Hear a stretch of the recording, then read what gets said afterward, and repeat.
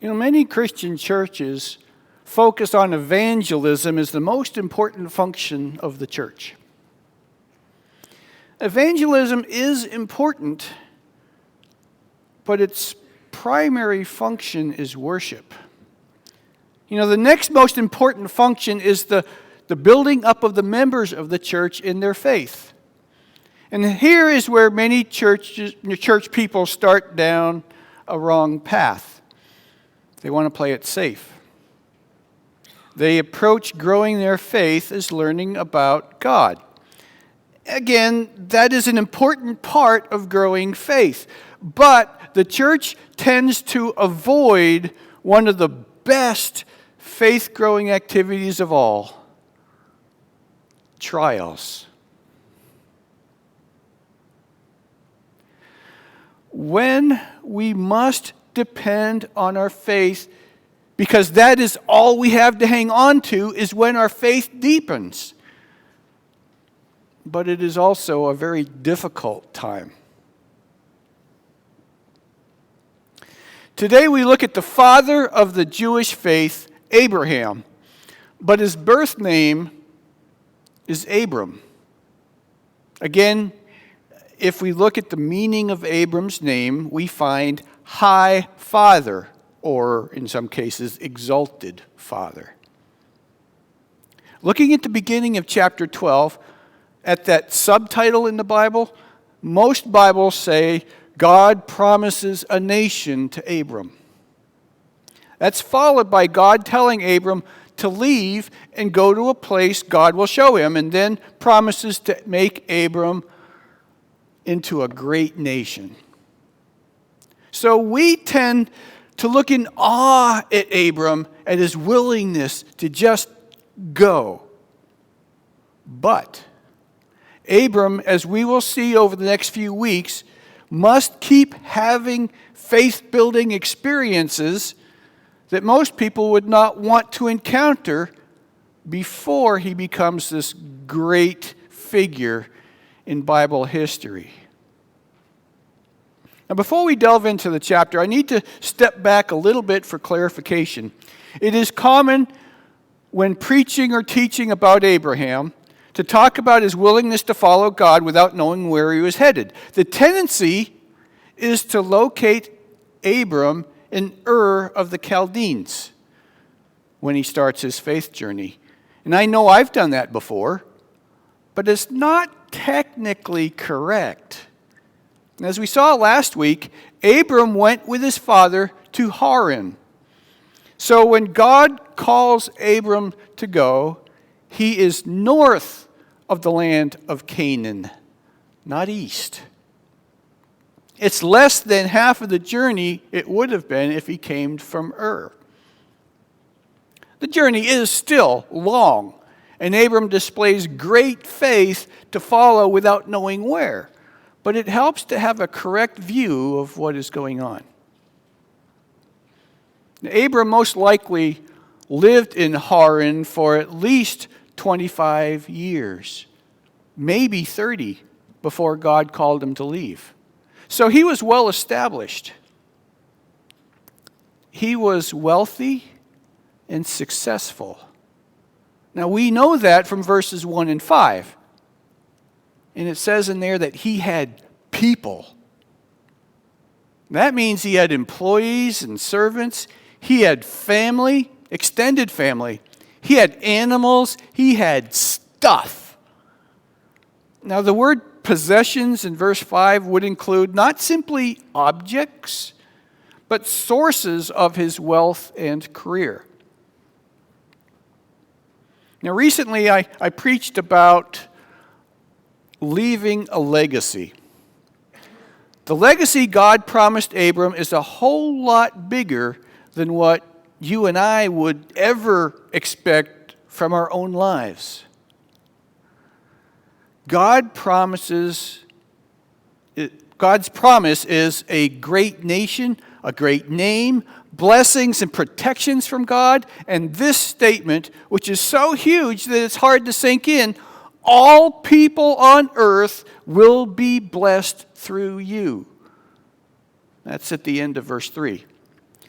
It's a whole lot more than just that the Israelites will be blessed. It's the entire globe.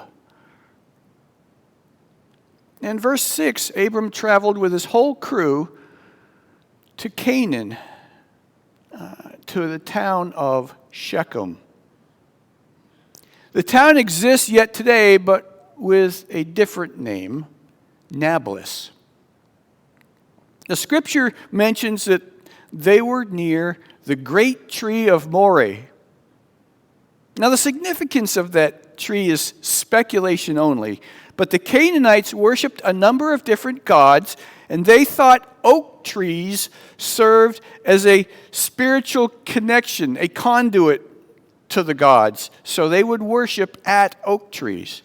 Shechem had a grove of oak trees that historians say the Canaanites came to for the purpose of worship.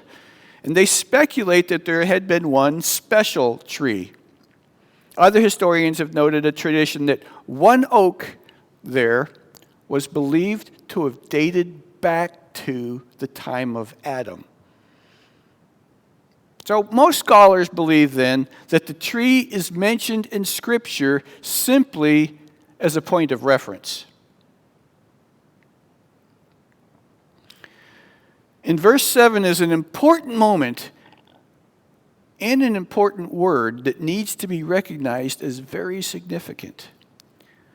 The Lord appeared to Abram and said, "To your offspring I will give this land." So he built an altar there to the Lord who had appeared to him. The word appeared demonstrates something we haven't seen since the Garden of Eden. It's interesting to research the way this appearance happened. The classic commentaries have some variety of opinion, but it's clear that they really don't know. Some say it was God himself. Others say it was Jesus. Yet others say it was an angel, and while others say it was just verbal. I would dismiss the verbal idea because language indicates there that it's something visual. How that visually played out, I can't say. But the appearance and the words indicate a confirmation that God is using Abram for something important and that God will keep his promise. So Abram then builds an altar. Now, building an altar is for sacrificial purposes, but it also serves as a permanent reminder. That's why we have something up here. The altar stays there after he leaves. You'll see this trend from Abram and others throughout the Old Testament that leaves something behind as a reminder that God did something there. In some places, they're more than an altar, they are standing stones. You could call them remembering stones. Verses 8 and 9 tell us where Abram went to from there, building yet another altar. And then it says he continued toward the Negev. Now, for most people in the United States, that means nothing. But there is significance geographically and culturally. The Negev was a region, not a country, of desert-like land that was used mainly for sheep herds. Abram likely had a lot of sheep, and this would be an area to set up shop, so to speak. And we have a new story starting in verse 10. It is likely that much time has passed between verses 9 and 10. Okay, so if you read instantly 9 to 10, you kind of miss a little bit, but time went by. Abram is settled in, but then there is a severe drought causing famine. There wasn't enough water, which meant not enough grass for the sheep. And here comes the crisis of faith. Now, Abram is in this new land that God promised him, but there is this famine, and Abram is forced to move to Egypt. Now, if I were Abram in that situation, I would have been speed dialing God. Hey, what's up? You said this is my land. Why am I having to leave it? This is a breach of contract. You'll be hearing from my attorneys. Well, next, Abram reminds us of his mere human status by pulling off a crazy stunt. I'm reading verses 11 through 13. As he was about to enter Egypt, he said to his wife Sarai, I know what a beautiful woman you are. When the Egyptians see you, they will say, this is his wife. Then they will kill me, but will let you live. Say that you are my sister, so that I will be treated well for your sake and my life. My life will be spared because of you. Now, I got to say that Abram had insight. He seemed to grasp how the Egyptians would respond seeing his beautiful wife.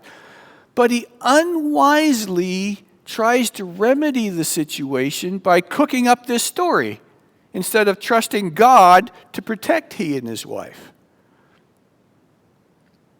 You know, if you think about it, Abram wasn't completely lying when he pretends that Sarai was his sister because, if you remember, she was his half-sister. Now he's in a mess. Pharaoh thinks that they are brother and sister, so takes the sister into his harem. Abram gets treated well with lots of gifts, while his wife is being prepped to be another of Pharaoh's toys.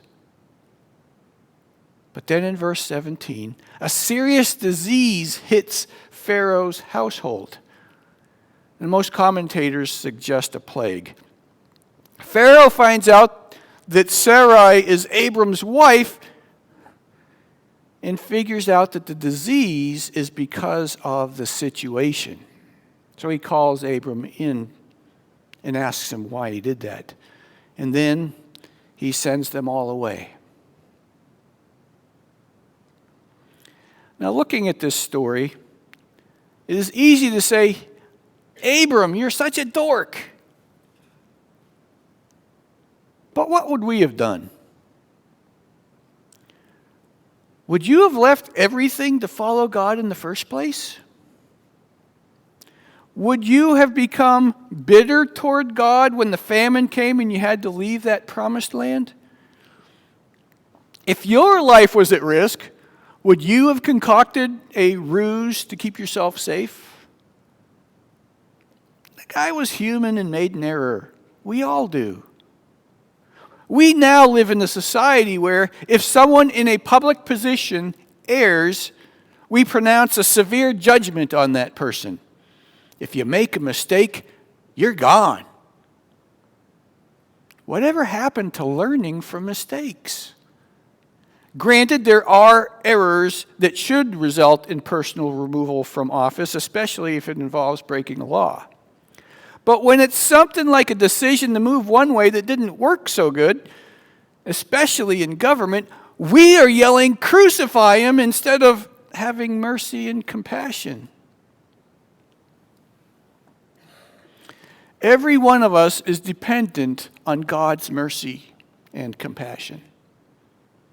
We get into hard situations and decide for ourselves how to work things out, and we don't remember to trust God through the situation. Could it be that we are in the situation so that God can move?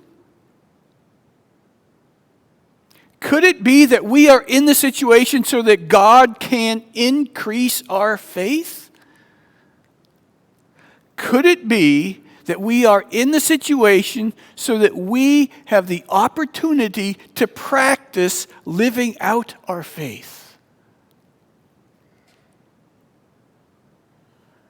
How can we fully trust God when we display more trust in ourselves than in our God?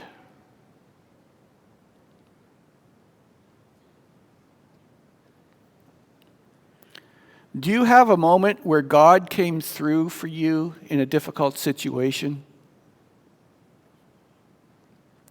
That's an opportunity for a remembering stone. When I was at the Sustaining Pastoral Excellence retreat last month, I was challenged with creating remembering stones for myself.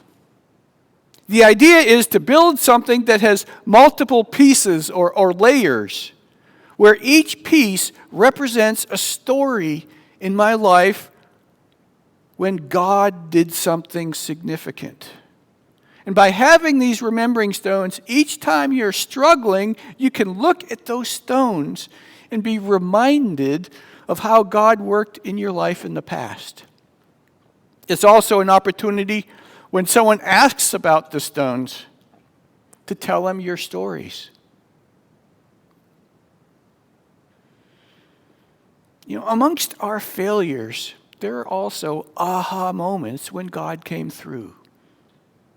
Now, I've been thinking about what my remembering stones would look like. They don't have to be stones at all. I like to do woodworking projects, so I figure on making mine from wood. Now, I haven't started it yet because I have a bunch of other projects, but I'm excited at the thought. How about you? What might your remembering stones look like? How about building your own? I encourage you to give it some thought. Let your creativity come through. Maybe it should be built in a way that it can still be added to. God is in control. When we trust Him to see us through, great things happen. When we don't trust Him, we mess things up. So in the dark moments, grow your faith.